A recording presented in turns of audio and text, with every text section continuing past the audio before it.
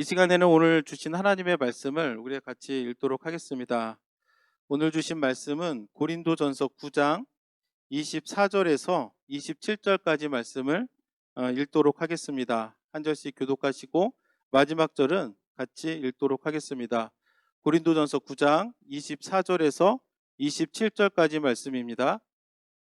우리가 계속해서 고린도전서의 말씀을 가지고 우리가 은혜를 나누고 있습니다.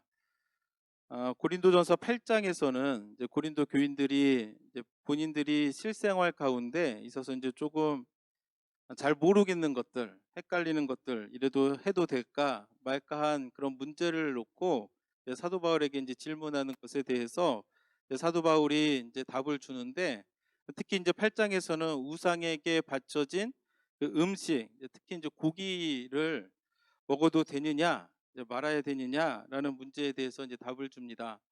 당시에는 그 고린도라는 지역이 굉장히 우상이 만연한 지역이었었고, 그리고 온갖 그 모임 같은 것들을 또 이제 신전에 가서 우상 앞에 차려진 음식을 놓고 뭐 돌잔치도 했을 것이고 뭐 가족 모임도 했을 것이고, 그러다 보니까 이제 우상에게 바쳐진 음식은 이제 특정한 사람들에게만 해당되는 문제가 아니었고, 이제 고린도에 있는 모든 사람들에게 이제 해당되는 문제였다고 이제 봅니다. 그러다 보니까 이것을 우리가 먹어도 되느냐, 먹으면 안 되느냐, 이것을 가지고 이제 의견이 나뉘게 되는데, 여기에 대해서 사도 바울은 음식 자체는 먹어도 되고 안 먹어도 된다. 다만 그 자유가 믿음이 연약한 사람들에게 걸려 넘어지지 않도록 주의하라, 이렇게 이제 권면을 합니다.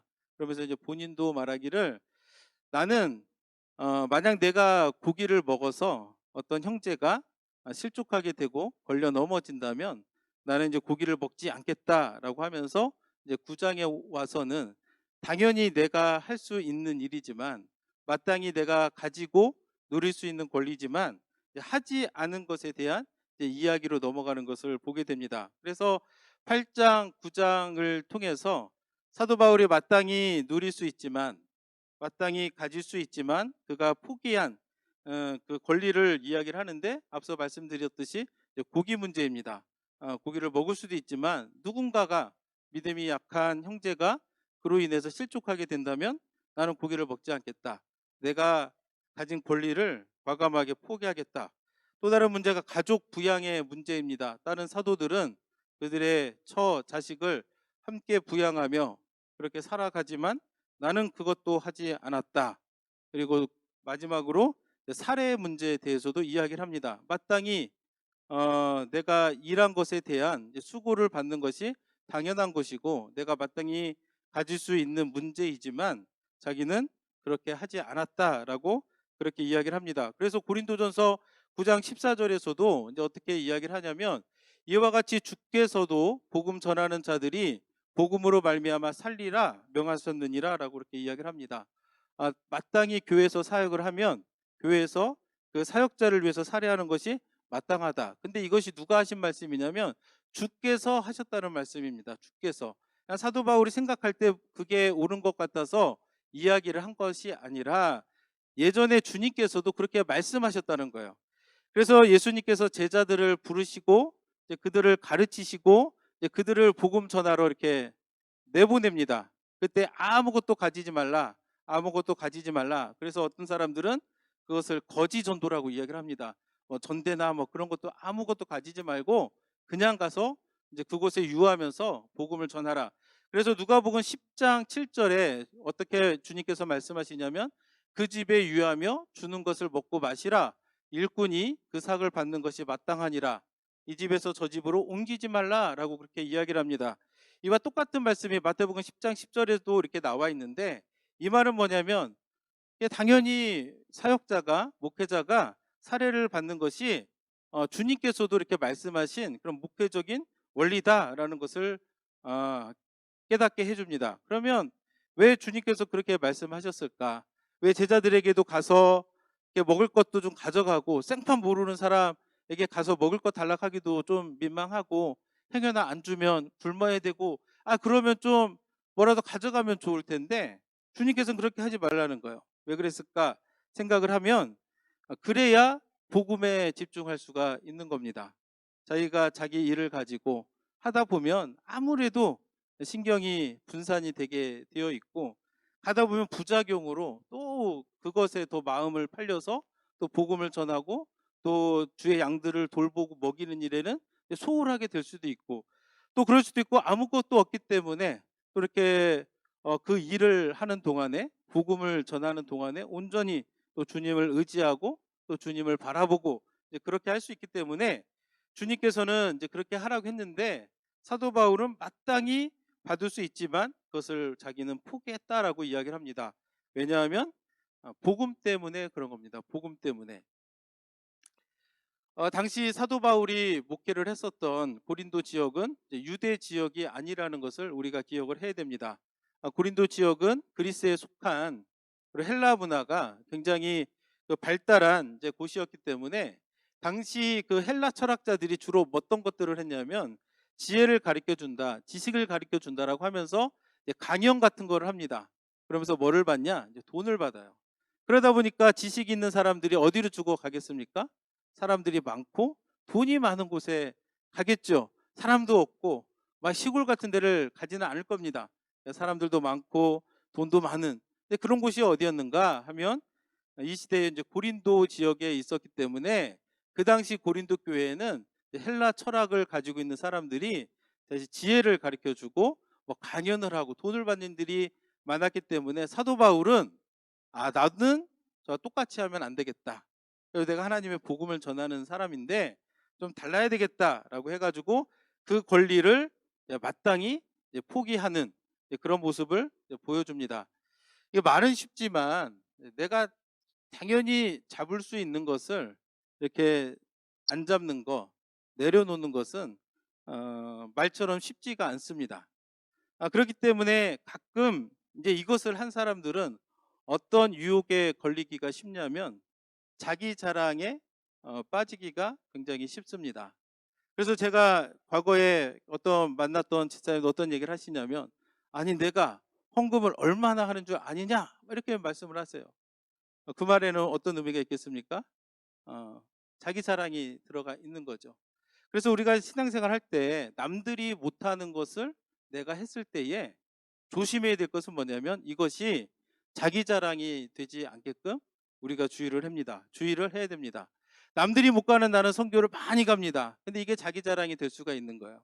근데 그러면 안 된다라고 성경은 가르쳐 주고 있는 겁니다. 그래서 고린도전서 9장 16절에서 사도 바울은 어떻게 이야기를 하냐면 내가 복음을 전할지라도 자랑할 것이 없음은 내가 부득불 할 일임이라 만일 복음을 전하지 아니하면 내게 화가 있을 것이로다.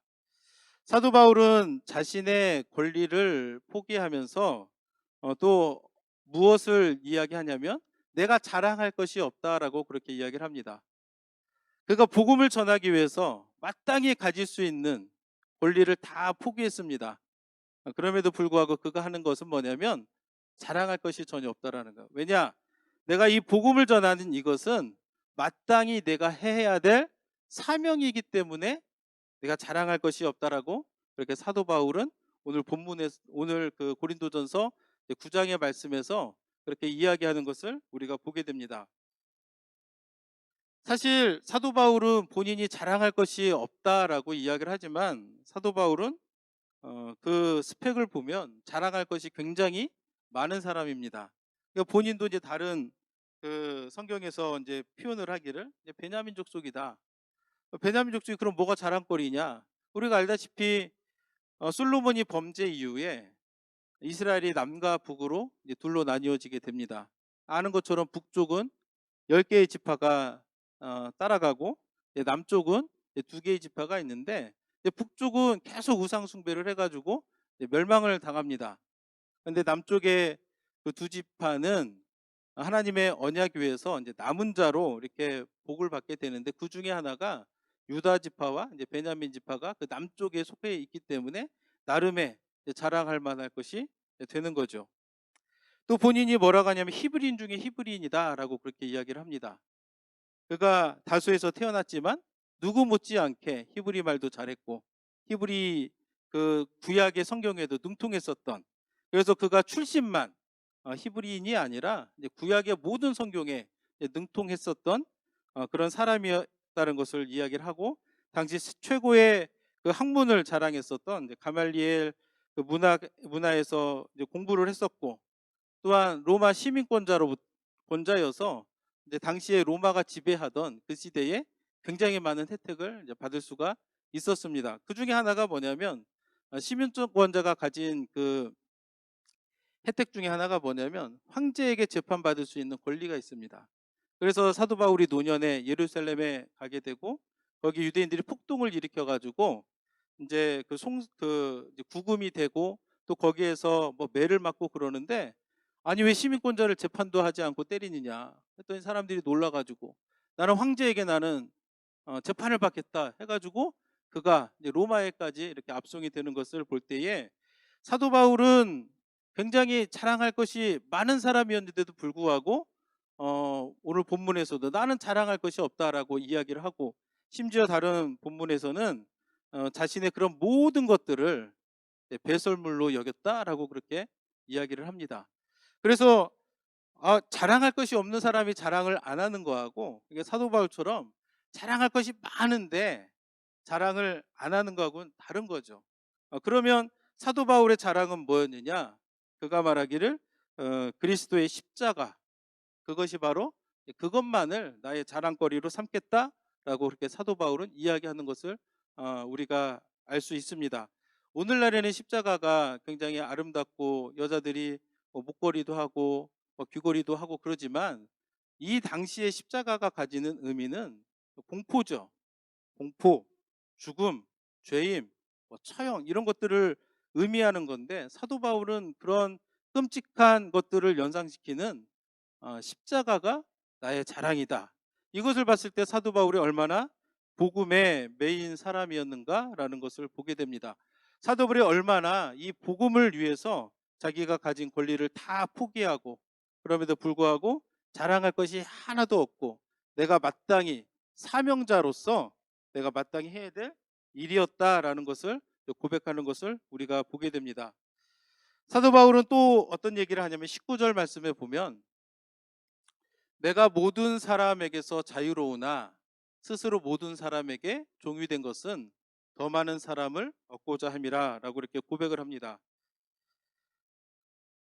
모든 사람에게 자유롭다. 그런데 스스로가, 남이 강제로 그렇게 한 것이 아니라 스스로가 모든 사람에게 종이 되었다. 왜냐? 더 많은 사람을 얻고자 하려고. 다시 말해서 더 많은 사람에게 하나님의 복음을 전하기 위해서 자신이 스스로가 다른 사람들 앞에서 종이 됐다라고 그렇게 이야기를 합니다. 이것을 통해서 복음을 위해서 사도 바울이 자신을 철저하게 낮추는 것을 보게 됩니다. 어떻게 사도 바울은 이렇게 할 수가 있을까?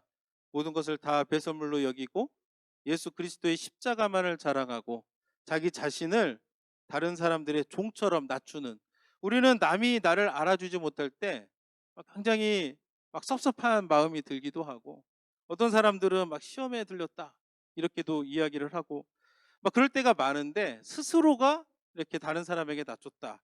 아마도 사도 바울은 늘 예수 그리스도를 묵상하고 예수 그리스도의 십자가만을 자랑으로 삼다 보니까, 예수님 자체가 근본 하나님의 그 본체시나 자기를 비워 낮추시는 그 성육신의 모습을 보고 자기를 낮추었을 것이라고 생각을 합니다. 그래서 이 모든 것들 쉽지가 않죠. 자기를 자랑하지도 않고 자기 스스로를 종처럼 낮추는 것이 쉽지가 않은데, 사도 바울은 그러면 왜 이것을 했느냐? 고린도전서 9장 23절에 보니까, 내가 복음을 위하여 모든 것을 행함은 복음에 참여하고자 함이라. 왜 이렇게 사도 바울이 이 모든 것을 했을까? 복음을 위해서 그렇게 했다라는 것을 본인이 고백하고 있다라는 것을 우리가 성경을 통해 깨달을 수가 있습니다. 그래서 우리도 기억해야 될 한 가지가 뭐냐면, 나도 복음의 증인으로 내가 부름을 받았다라는 것을 여러분들이 기억을 해야 됩니다. 여러분들이 내가 예수 그리스도를 믿어서 내가 하나님의 자녀가 되었다라는 것은 뭐냐면 이제 앞으로는 내가 하나님의 복음의 증인으로 살겠습니다라고 하는 그 고백이 같이 포함이 되어 있는 겁니다. 내가 구원은 받았는데 나는 증인의 삶은 싫다. 이것은 성립되지가 않는 말입니다. 내가 싫더라도, 내가 원치 않더라도 내가 예수 그리스도를 믿어 구원에 이른 사람은 마땅히 복음의 증인으로 내가 부름을 받았고, 또 그렇기 때문에 복음의 증인으로 이제 살아가야 된다라는 것을 우리가 기억을 해야 됩니다. 어제 집에서 우리 아이들하고 이제 같이 예배를 드렸습니다.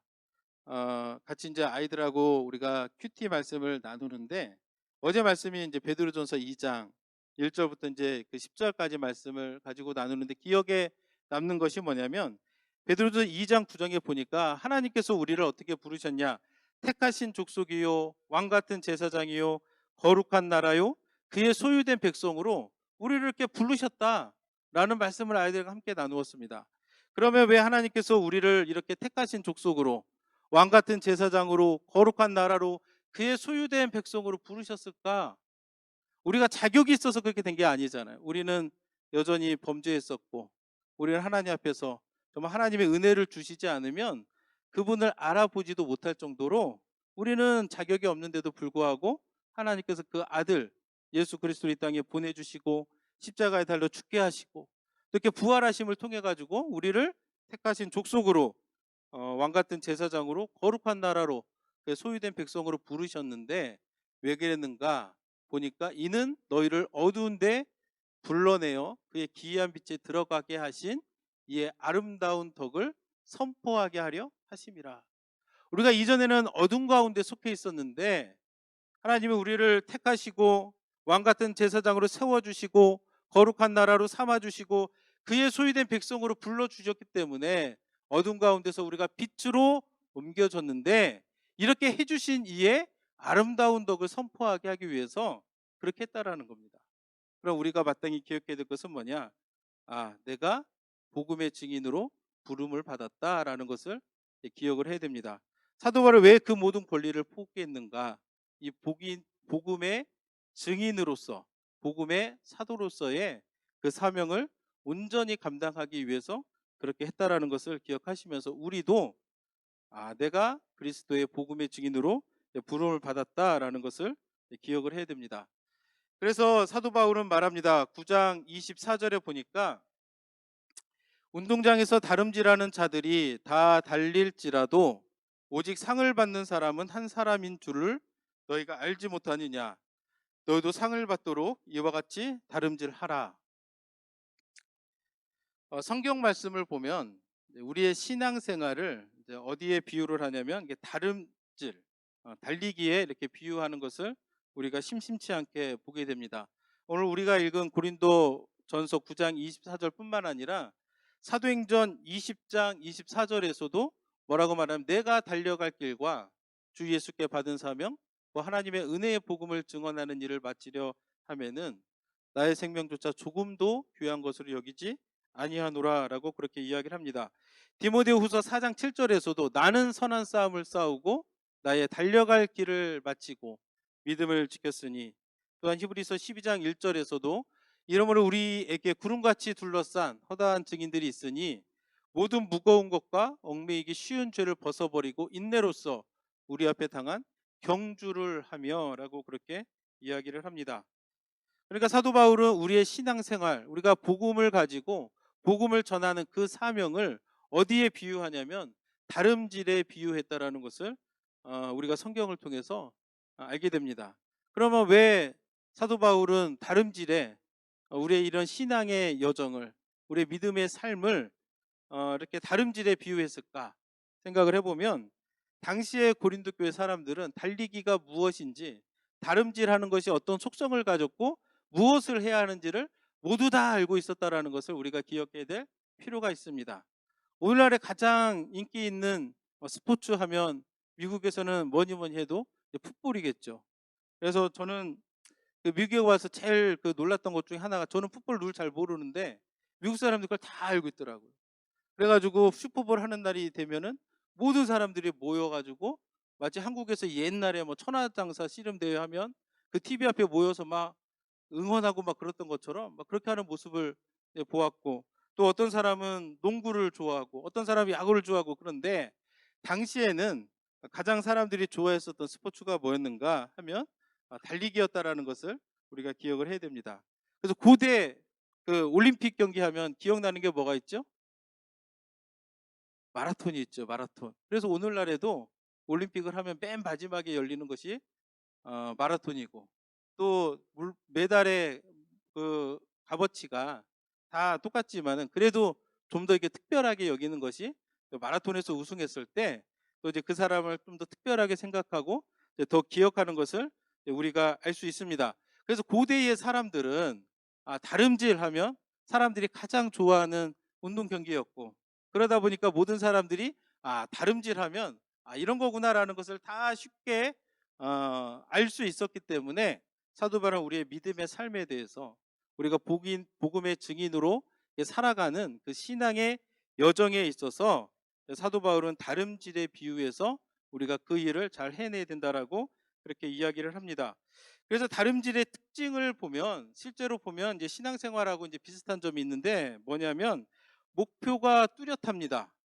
다름질의 목표는 뭐냐면 그 결승전을 지나서 이기는 거죠. 이기는 게 이제 목표인데, 우리가 복음을 전하는 목표도 분명합니다. 왜냐하면 잃어버린 자들을 찾아서 그들에게 복음을 전해서 그가 예수 그리스도를 믿어 구원에 이르게 하는 것, 이것이 우리가 복음에 있어서 가장 중요한 목표이기 때문에 목표가 분명합니다. 또한 어떤 공통점이 있냐면 코스가 분명합니다. 아무데나 막 달려서는 안 됩니다. 아무리 빨리 달려도 반대로 뛰거나 선을 건너서 뛰거나 그러면 실격이 되고 이제 부정행위가 되는 거죠. 마찬가지로 우리가 복음을 전할 때에도, 믿음의 삶을 살아갈 때에도 우리가 어떻게 믿음의 생활을 해야 되는가, 어떻게 우리가 복음을 전해야 되는가, 예수 그리스도 안에서 해야 된다라는 것을 우리가 기억을 해야 됩니다. 아무리 우리가 그 목적이 어떤 결과를 만들어내기 위해서 이 과정 자체를 불법적인 것을 사용하면 되겠습니까? 안 되겠습니까? 우리가 교회에서 어떤 사역을 할 때에도 어떤 결과를 만들어내기 위해서 수단과 방법을 가리지 않고 세상에 있는 방법들 다 동원해 가지고 하는 것을 하나님이 기쁘게 받으시겠습니까? 안 받으시겠습니까? 당연하죠. 안 받으시죠. 그래서 우리가 운동하는 사람들이 그런 것들이 있듯이 우리가 믿음 생활을 할 때에도, 복음을 전해야 될 때도 기억해야 될 것은 뭐냐면 그리스도 안에서 우리가 그것을 해야 된다라는 것을 알 수 있습니다. 또한 운동을 하다 보면 뭐가 있냐면 룰이라는 게 있습니다. 규칙이라는 게 있어가지고 그것을 잘 지켜야 됩니다. 마찬가지로 우리가 복음을 전할 때에는 하나님의 말씀을 가지고 그것을 잘 묵상하고 하나님 말씀 안에서 말씀에 어긋나지 않도록 그렇게 우리가 복음을 전해야 된다라는 것을 우리가 깨닫게 됩니다. 그리고 그 중요한 것은 뭐냐면 운동도 물론 참여하는 것도 의미가 있지만 어떻게 해야 되냐면 이겨야 됩니다. 우리 믿음 생활도 어떻게 해야 되냐면 이기도록 최선을 다해야 됩니다. 이기면 좋고 안 되면 그만이고, 이렇게 건성으로 해서는 안 되고, 우리가 믿음 생활을 해 나갈 때에도 내가 할 수 있는 최선을 다해서 해야 되고 또 절제하며 나아가야 된다라는 것을 알 수가 있습니다. 그런데 운동선수들도 보면은 모든 운동선수가 운동하는 것을 좋아합니까? 가끔가다 이렇게 뭐 트레이닝 같은 거 하다 보면은 굉장히 고통스러워하죠. 그럼 뭐라고 하냐면 자기와의 싸움을 이겨내야 된다, 막 그렇게 옆에서 그 조언을 해주는 것을 보게 되는데, 마찬가지로 우리도 신앙의 여정을 갈 때, 우리가 복음의 증인으로 살아갈 때에 내 권리를 포기하는 거 쉽지 않습니다. 내가 마땅히 이렇게 칭찬받을 만한 일에 있어서 내가 이렇게 좀 자랑하고 싶은 마음이 있는데, 그것을 내가 다 이렇게 그 마음을 억누르고 자랑하지 않고 사는 거 생각보다 쉽지 않을 수도 있습니다. 그럴 때 어떻게 되어 있느냐? 고린도전서 9장 27절에 보니까 27절 말씀 보면, 내가 내 몸을 쳐 복종하게 함은 내가 남에게 전파한 후에 자신이 도리어 버림을 당할까 두려함이로다 라고 되어 있는데, 어떻게 해야 되냐면 내 몸을 쳐 복종하게 해야 된다라고 이렇게 성경은 그렇게 가르쳐주고 있습니다. 그럼 무엇으로 내 몸을 쳐야 됩니까? 하나님의 말씀으로. 그 말씀 앞에 우리가 온전히 순복하고 온전히 내 자신을 내려놓고 말씀에 따르는 것, 그렇게 해야 된다라고 성경은 우리에게 가르쳐주고 있습니다. 운동선수들 보면은 이렇게 개체량을 재는 운동 같은 경우는 얼마나 먹고 싶은 것이 많겠습니까? 근데 참는 거예요. 그런 것처럼 우리가 복음을 전하고 우리가 믿음의 삶을 살아가기 위해서 우리에게 닥쳐오는 많은 유혹들이 있습니다. 그러니까 내가 하고 싶다고 다 하면 되느냐? 안 된다라는 거예요. 하나님의 말씀을 기억하면서 날 위해 십자가 지신 예수 그리스도를 생각하면서 참으라는 거예요. 절제하라는 거예요. 그리고 내 몸을 쳐서 하나님의 말씀에 순종하게 하라는 거예요. 비록 하기 싫더라도. 지난 금요일에도 잠깐 언급을 했지만 예수님께서 십자가를 지고 가실 때, 그리고 비아 돌로로사 그 길을 걸어가실 때 구레네 시몬이라는 사람이 마침 그 옆을 지나가고 있었습니다. 근데 구레네 시몬은 그때까지만 해도 예수님을 믿는 사람이 아니었습니다. 어떻게 하다 보니까 그 옆에 있었던 거예요. 어떻게 하다 보니까 구레네 시몬 옆에서 예수님이 십자가를 지고 쓰러졌던 것 같습니다. 그랬더니 병사들이 억지로 구레네 시몬을 잡아다가 예수 그리스도의 십자가를 지게 했을 때에 그것이 도리어 그에게 축복이 되어가지고 나중에 그의 가정이 다 믿음의 가정, 하나님의 복음을 위해서 쓰임받는 가정이 되었다라는 것을 우리가 기억을 한다면, 하기 싫더라도 우리는 어떻게 해야 되느냐? 억지로라도 해야 되는 거야. 내가 그동안 배웠던 그 말씀을 붙들고 내가 그동안 배웠던 그 말씀에 의지해서 나를 복종하게 함으로 하나님께서 내게 주신 사명, 하나님께서 나에게 주신 직분, 그것들을 우리가 믿음으로 감당해 나아가야 될 줄로 믿습니다. 가장 좋은 것은 자발적으로 해 나가는 거지만 그래도 안 하는 것보다는 억지로라도 하는 것이 낫다라는 것을 우리가 기억을 해야 됩니다. 그러면 하나님께서는 어떻게 하시느냐? 우리가 24절에 있는 것처럼 어떤 것을 약속하시냐면 너희가 상을 받도록 이와 같이 다름질하라라고 그렇게 이야기를 합니다. 우리가 하나님께서 주신 이 사명을 온전히 감당하면 하나님께서 어떻게 하시냐? 상을 주신다는 거예요. 운동선수들이 그 힘든 훈련의 과정을 묵묵히 참으며 견뎌야 됩니다. 무엇을 바라고요? 나중에 받을 그 상을 바라보고 그걸 참는 거예요. 견뎌내는 거예요. 아, 올림픽이 있지?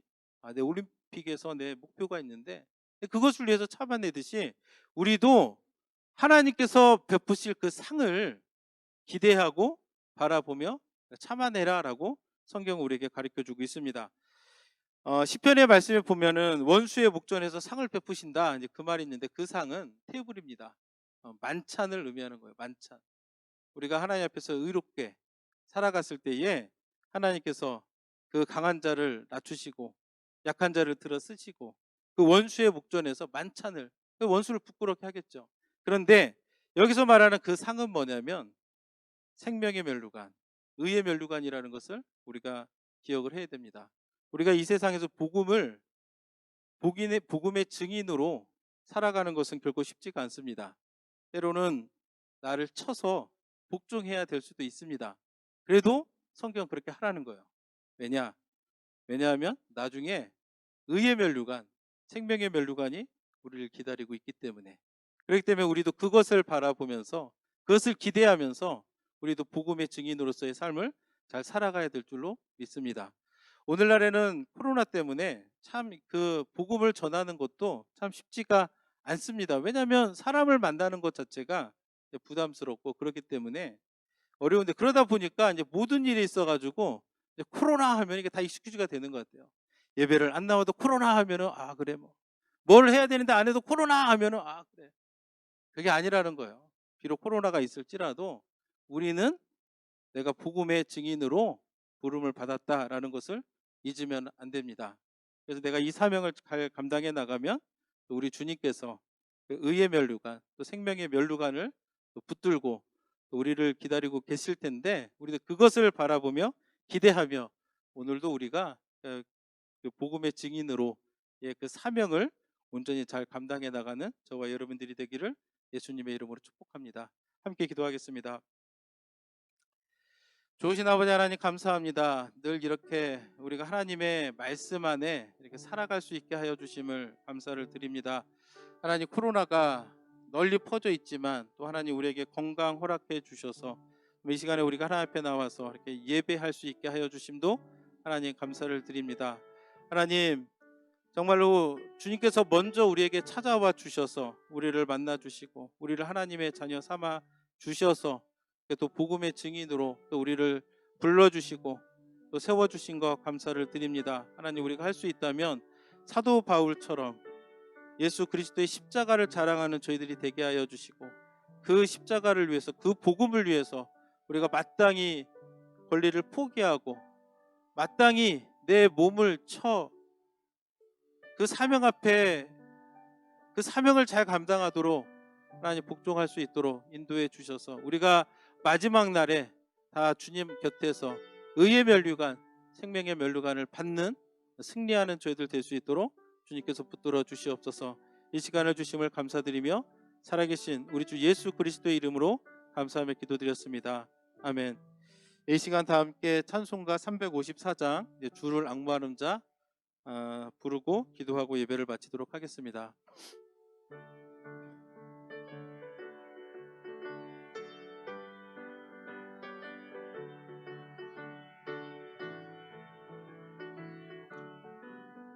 주를 앙모하는 자 올라가 올라가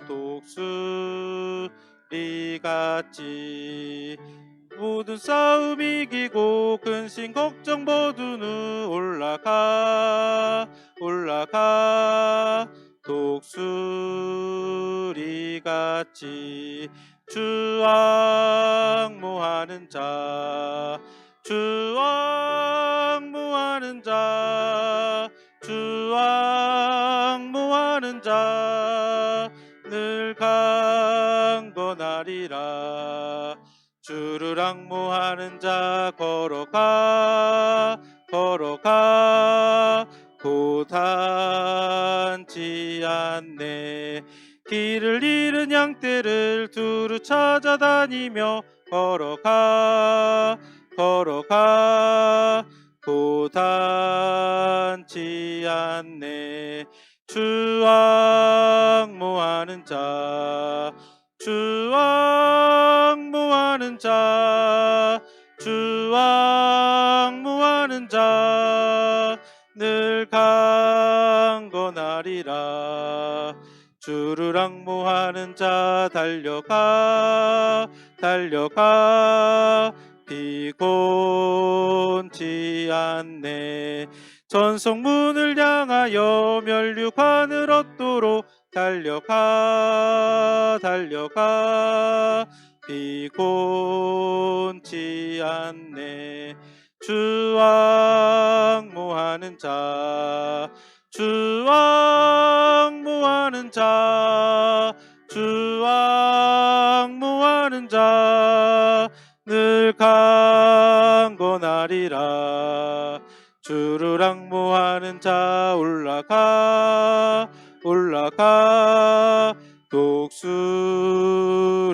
독수리같이 은혜 안에 뛰놀며 주의 영광 보리라. 올라가 올라가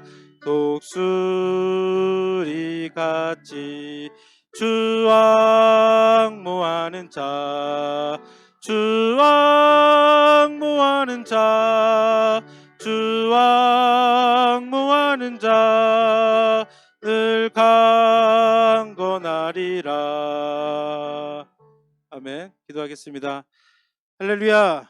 오늘도 이 시간에 예배할 수 있게 하여 주심을 감사를 드립니다. 우리를 위해서 이 땅에 오신 또 예수 그리스도를 깊이 묵상하며 그 은혜에 감사하는 삶을 살아갈 수 있도록 하나님 인도하여 주시고 우리가 늘 담대함을 가지고 또 주님께서 우리에게 주신 그 복음을 전하는 그 사명을 우리가 기쁨으로 감당할 수 있는 저희들 되도록 주께서 인도하여 주시옵소서.